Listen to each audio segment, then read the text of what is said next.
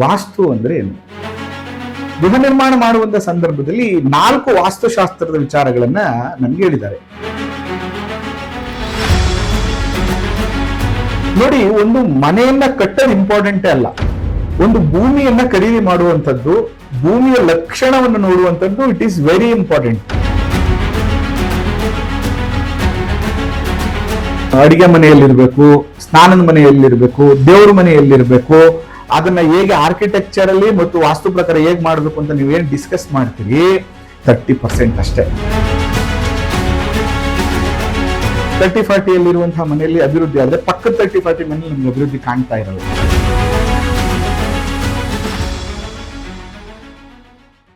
ಶ್ರೀ ಗುರುಭ್ಯೋ ನಮಃ. ಮಾಯಕಾರ ಪ್ರಭುವೇ ನಮಃ. ವಾಸ್ತು ಪುರುಷಾಯ ವಿದ್ಮಹೆ ಕ್ಷೇಮಂಕರಾಯ ಧೀಮಹಿ ತನ್ನೋ ವಾಸ್ತು ಪ್ರಚೋದಯಾತ್. ಎಲ್ಲರಿಗೂ ನಮಸ್ಕಾರ. ಇವತ್ತಿನ ಸಂಚಿಕೆಯಲ್ಲಿ ನಿಮಗೆ ಒಂದಷ್ಟು ವಾಸ್ತುವಿನ ಪ್ರಮುಖವಾಗಿರುವಂತಹ ವಿಷಯಗಳನ್ನು ನಾನು ತಿಳಿಸ್ತಾ ಹೋಗ್ತೇನೆ.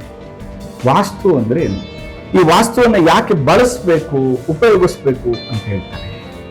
ವಾಸ್ತು ಅಂದ್ರೆ ಬಹಳ ಸಿಂಪಲ್ ಆಗಿ ಹೇಳಿದ್ದಾರೆ ನಮ್ಮ ಶಾಸ್ತ್ರಗಳು. ಏನಂತ, ಮನುಷ್ಯರು ಮತ್ತು ದೇವತೆಗಳು ವಾಸ ಮಾಡಲಿಕ್ಕೆ ಯೋಗ್ಯವಾಗಿರುವ ಎಲ್ಲ ಸ್ಥಳಗಳನ್ನ ನಾವು ವಾಸ್ತು ಅಂತ ಕರಿತೀವಿ. ಕೆಲವರು ನೋಡಿ, ಗುರುಳೇ ನಾವು ಒಂದು ಚಿಕ್ಕ ಶೆಡ್ ಅಲ್ಲಿ ಇದ್ವಿ, ಒಂದು 20-30 ಮನೇಲಿದ್ವಿ. ಆ ಮನೇಲಿದ್ದಾಗ ನಾವು ತುಂಬಾ ಚೆನ್ನಾಗಿದ್ವಿ, ತುಂಬಾ ಚೆನ್ನಾಗಾದ್ವಿ, ಸಂಪಾದನೆ ಮಾಡಿದ್ವಿ. ಯಾವುದೋ ಒಂದು ಬಾಡಿಗೆ ಮನೇಲಿದ್ವಿ, ತುಂಬಾ ಚೆನ್ನಾಗಾದ್ವಿ. ಆದ್ರೆ ದುಡ್ಡೆಲ್ಲ ಸಂಪಾದನೆ ಮಾಡಿದ್ವಿ, ಕೋಟ್ಯಾಂತರ ರೂಪಾಯಿ ಖರ್ಚು ಮಾಡಿ ದೊಡ್ಡ ಮನೆ ಮಾಡಿದ್ವಿ. ಯಾಕೋ ಇಲ್ಲಿಗೆ ಬಂದ ಆರೋಗ್ಯ ಸಮಸ್ಯೆ, ನೆಮ್ಮದಿ ಇಲ್ಲ ಅಂತ ಹೇಳ್ತಿರ್ತಾರೆ. ಮತ್ತು ಇಲ್ಲಿಗೆ ಬಂದ್ಮೇಲೆ ತುಂಬಾ ಲಾಸ್ ಆಯ್ತು, ಫೈನಾನ್ಷಿಯಲಿ ಸ್ಟಕ್ ಆದ್ವಿ ಅಂತೆಲ್ಲ ಹೇಳ್ತಿರ್ತಾರೆ. ಅಂದ್ರೆ ನಾವು ವಾಸ ಮಾಡುವಂತ ಸ್ಥಳ ನಮ್ಮನ್ನ ಅಭಿವೃದ್ಧಿಯನ್ನು ಮಾಡುತ್ತೆ ಮತ್ತು ಕುಂಠಿತವನ್ನಾಗಿ ಕೂಡ ಮಾಡುತ್ತೆ. ಅದಕ್ಕೆ ಬೇರೆ ಬೇರೆ ಕಾರಣಗಳಿದೆ ನೋಡಿ. ಅದಕ್ಕೆ ಒಂದು ಗೃಹ ನಿರ್ಮಾಣ ಮಾಡುವಂತ ಸಂದರ್ಭದಲ್ಲಿ ವಾಸ್ತು ಬಹಳ ಮುಖ್ಯ. ನೋಡಿ, ಇಡೀ ಭೂಮಂಡಲವನ್ನ ಒಂದು ಮ್ಯಾಗ್ನೆಟ್ ಅಂತ ಅನ್ಕೊಳ್ಳೋಣ.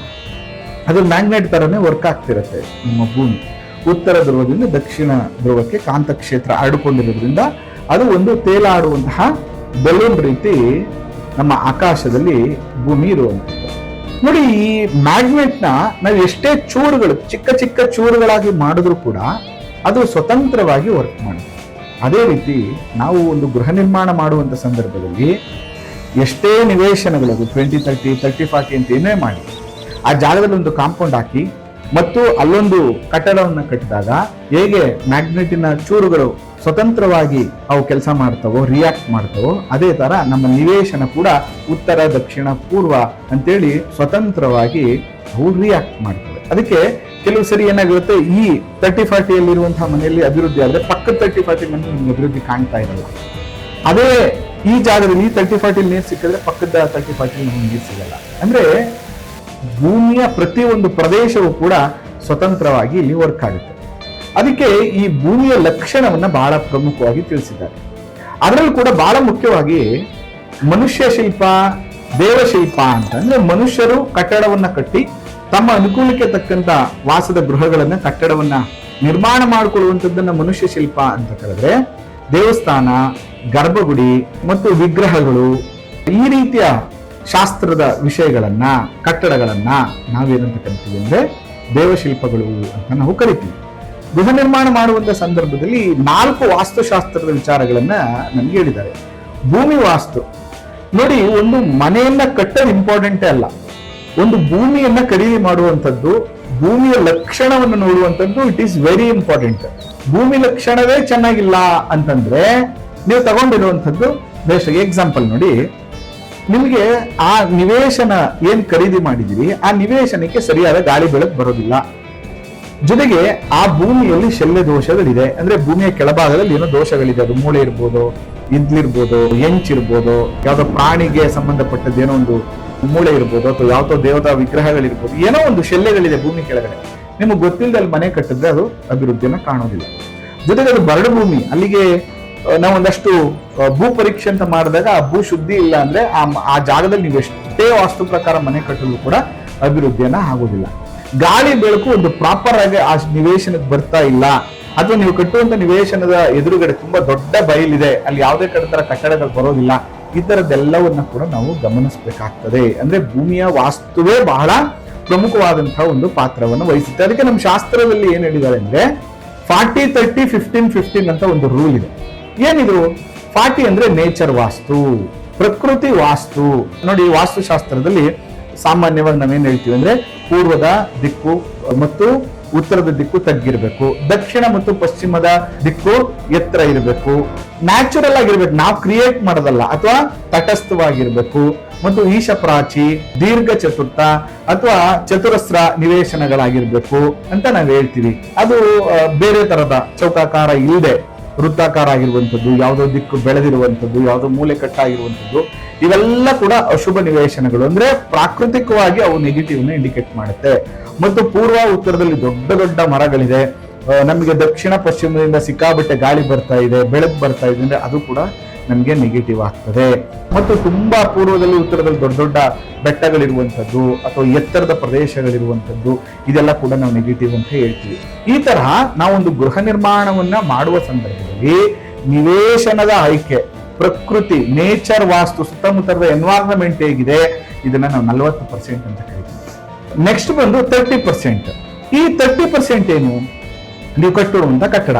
ಸಾಮಾನ್ಯವಾಗಿ ನೀವು ಗಂಟೆ ಕೂತ್ಕೊಂಡು ಅಡಿಗೆ ಮನೆಯಲ್ಲಿರ್ಬೇಕು, ಸ್ನಾನದ ಮನೆಯಲ್ಲಿರ್ಬೇಕು, ದೇವ್ರ ಮನೆಯಲ್ಲಿರ್ಬೇಕು, ಅದನ್ನ ಹೇಗೆ ಆರ್ಕಿಟೆಕ್ಚರ್ ಅಲ್ಲಿ ಮತ್ತು ವಾಸ್ತು ಪ್ರಕಾರ ಹೇಗೆ ಮಾಡ್ಬೇಕು ಅಂತ ನೀವೇನ್ ಡಿಸ್ಕಸ್ ಮಾಡ್ತೀರಿ, ಈ ಕಟ್ಟಡ ವಾಸ್ತು ಅಂತ ಏನ್ ಕರಿತೀವಿ, ಇದು 30% ಅಷ್ಟೇ. ಇನ್ನು 15% ನಿಮ್ಮ ಕರ್ಮ ಥಿಯರಿ, ಟೈಮ್ ವಾಸ್ತು ಅಂತ ಕರಿತೀವಿ. ಈ 15% ಏನಂದ್ರೆ ನಿಮ್ಮ ಜಾತಕದಲ್ಲಿ ನಡೆಯುವಂತ ದಶ, ಭುಕ್ತಿ, ಗೋಚಾರ, ಇದರ ಪ್ರಕಾರ ನೀವು ವಾಸ ಮಾಡುವಂತ ಸಂದರ್ಭದಲ್ಲಿ ಒಳ್ಳೆದು ಕೆಟ್ಟದಾಗ್ತದೆ. ಇನ್ನು 15% ಏನು ಅಂದ್ರೆ ಕಾಲವಾಸ್ತುವಲ್ಲಿ ಬರುತ್ತೆ. ಏನಂದ್ರೆ ನಿಮ್ಮ ಮನೆಯಲ್ಲಿ ಪ್ರಕೃತಿದತ್ತವಾಗುವಂತ ಬದಲಾವಣೆಗಳು. ಎಕ್ಸಾಂಪಲ್, ನಿಮ್ಮ ಮನೆ ರಸ್ತೆ ನಾರ್ಮಲ್ ಆಗಿರುತ್ತೆ, ಒಂದು 5-10 ವರ್ಷ ಆದ್ಮೇಲೆ ಆ ರಸ್ತೆಯನ್ನ ಎತ್ತರ ಮಾಡ್ಬಿಡ್ತಾರೆ. ಅಥವಾ ನಿಮ್ಮ ಮನೆ ಪಕ್ಕದಲ್ಲಿ ಯಾವುದು ಗೋಡೆಗಳು ಅಥವಾ ಮನೆಗಳಿರೋದಿಲ್ಲ ಉತ್ತರದ ಅಥವಾ ಪೂರ್ವದಲ್ಲಿ, ಒಂದು 5 ವರ್ಷ ಆದ್ಮೇಲೆ ಯಾರೋ ಬಂದಲ್ಲಿ ದೊಡ್ಡ ಕಟ್ಟಡ ಕಟ್ಬಿಡ್ತಾರೆ, ನಿಮ್ಮ ಮನೆಗೆ ಪ್ರಾಪರ್ ಗಾಳಿ ಬೆಳಕು ಬರಲ್ಲ. ಅಥವಾ ವಿರುದ್ಧವಾಗಿರುವಂತಹ ಒಂದು ವಾಸ್ತುಗೆ ವಿರುದ್ಧವಾಗಿರುವಂತಹ ಒಂದು ವಸ್ತುಗಳನ್ನು, ಒಂದಷ್ಟು ವಸ್ತುಗಳನ್ನು ನಿಮಗೆ ಗೊತ್ತಿಲ್ಲದೇನೆ ಮನೆಯಲ್ಲಿ ತಂದಿಟ್ಕೊಳ್ಳುವಂಥದ್ದು. ಅಥವಾ ಮನೆಯನ್ನ ಪ್ರಾಪರ್ ಆಗಿ ನಿತ್ಯ ವಾಸ್ತುವನ್ನ ಅಂದ್ರೆ ಚರ ಸ್ಥಿರ ದ್ವಿಸ್ವಭಾವ ವಾಸ್ತುಗಳಲ್ಲಿ ಅಥವಾ ನಿತ್ಯ ವಾಸ್ತುಗಳಲ್ಲಿ ನಾವೇನ್ ಮಾಡ್ತೀವಿ ಅಂದ್ರೆ ಚರ ಸ್ಥಿರ ನಿತ್ಯ ವಾಸ್ತು ಅಂತ ನಾವು ಕರಿತೀವಿ. ಪ್ರತಿ ದಿನದ ಪೂಜೆ ಕೈಂಕಾರ್ಯ ಇರ್ಬೋದು, ಅಥವಾ ಮನೆಯನ್ನು ನೀಟಾಗಿ ಇಟ್ಕೊಳ್ಳೋದಿರುವಂಥದ್ದು ಇರ್ಬೋದು, ಈ ತರದ್ದು ಯಾವ್ದನ್ನ ನಾವು ಸರಿಯಾಗಿ ಪ್ರಾಪರ್ ಆಗಿ ಮಾಡಿಲ್ಲ ಅಂದ್ರೆ ಇದರಿಂದ ಆಗುವಂತಹ ಒಂದಷ್ಟು ನೆಗೆಟಿವ್ ಅಥವಾ ಇದರಿಂದ ಆಗುವಂತಹ ಒಂದಷ್ಟು ಶುಭಗಳು, ಇದನ್ನೇ ನಾವು ಕಾಲವಾಸ್ತು ಅಂತ ಕರಿತೀವಿ. ಅದಕ್ಕೋಸ್ಕರ ನಾವು ಯಾವಾಗ್ಲೂ ಏನ್ ಹೇಳ್ತೀವಿ ಅಂದ್ರೆ ಕಾಲವಾಸ್ತು ನಮ್ಮ ಕೈಯಲ್ಲಿ ಇಲ್ಲ, ಕಾಲಕ್ಕೆ ತಕ್ಕಂತ ಬದಲಾವಣೆಗಳಾಗ್ತಿರ್ತವೆ. ಆದ್ರೆ ಈ ಪ್ರಕೃತಿ ವಾಸ್ತು ಮತ್ತು ಕಟ್ಟಡ ವಾಸ್ತು ನಮ್ಮ ಕೈಯಲ್ಲಿರುತ್ತೆ. ಅದನ್ನ ನಾವು ಮನೆ ಕಟ್ಟುವಂತಹ ಸಂದರ್ಭದಲ್ಲೇನೆ ಸರಿಯಾಗಿ ಆ ವಾತಾವರಣವನ್ನ ನೋಡಿ, ಭೂಮಿಯ ಲಕ್ಷಣವನ್ನ ನೋಡಿ ನಿವೇಶನವನ್ನ ಖರೀದಿ ಮಾಡಿದ್ರೆ ನಮ್ಗೆ ಶುಭ ಫಲಗಳು ಪ್ರಾಪ್ತಿಯಾಗುತ್ತೆ. ಇನ್ನು ಪ್ರಮುಖವಾಗಿ ಭೂವಾಸ್ತುವಲ್ಲಿ ಇದೆಲ್ಲ ಬರುತ್ತೆ. ಇನ್ನು ಗೃಹವಾಸ್ತು ಅಂದ್ರೆ ಕಟ್ಟಡವನ್ನ ನಿರ್ಮಾಣ ಮಾಡುವಂಥದ್ದು. ಮತ್ತೊಂದು ಯಾನವಾಸ್ತು. ಯಾನವಾಸ್ತು ಅಂತಂದ್ರೆ ವಾಹನಗಳು, ರಥಗಳು, ಇದನ್ನೆಲ್ಲ ಮಾಡುವಂತ ಸಂದರ್ಭದಲ್ಲಿ ವಾಸ್ತು ಆಯವನ್ನ ನಾವು ಲೆಕ್ಕ ಮಾಡಿ ಕೊಡ್ಬೇಕಂತೆ. ಇದನ್ನು ಯಾನವಾಸ್ತು ಅಂತ ನಾವು ಕರಿತೀವಿ. ಮತ್ತೊಂದು ಶಯನವಾಸ್ತು. ಶಯನವಾಸ್ತು ಅಂದ್ರೆ ಏನು? ನಾವು ಕುಳಿತುಕೊಳ್ಳುವಂತಹ ಚೇರು, ನಾವು ಬಳಸುವಂತ ಟೇಬಲ್ಲು, ಮಲಗುವಂತಹ ಮಂಚ, ಇವು ಕೂಡ ಶಾಸ್ತ್ರಸಮ್ಮತವಾಗಿ ಇರಬೇಕು ಅಂತ ಹೇಳುತ್ತೆ. ಈ ರೀತಿಯಾಗಿ ವಾಸ್ತುಶಾಸ್ತ್ರದಲ್ಲಿ 4 ವಿಧಗಳನ್ನ ನಮಗೆ ವಿಂಗಡಣೆ ಮಾಡಿಕೊಟ್ಟಿದ್ದಾರೆ. ಅದರಿಂದ ನೀವೊಂದು ಗೃಹ ನಿರ್ಮಾಣ ಮಾಡುವಂತ ಸಂದರ್ಭದಲ್ಲಿ ಈ 4 ವಿಚಾರಗಳನ್ನ ಬಹಳ ಪ್ರಮುಖವಾಗಿ ಗಮನಿಸಬೇಕು. ಭೂಮಿ ವಾಸ್ತು, ಗೃಹವಾಸ್ತು, ಯಾನವಾಸ್ತು ಮತ್ತು ಶಯನ ವಾಸ್ತುವನ್ನ ಸರಿಯಾಗಿ ಬಳಸದ್ದೇ ಆದ್ರೆ 100% ಆ ಮನೆಗೆ ಹೋದ ಮೇಲೆ ಅಭಿವೃದ್ಧಿ ಕಾಣುವಂತಹ ವಿಷಯದಲ್ಲಿ ನಿಮಗೆ ಡೌಟ್ ಇಲ್ಲ.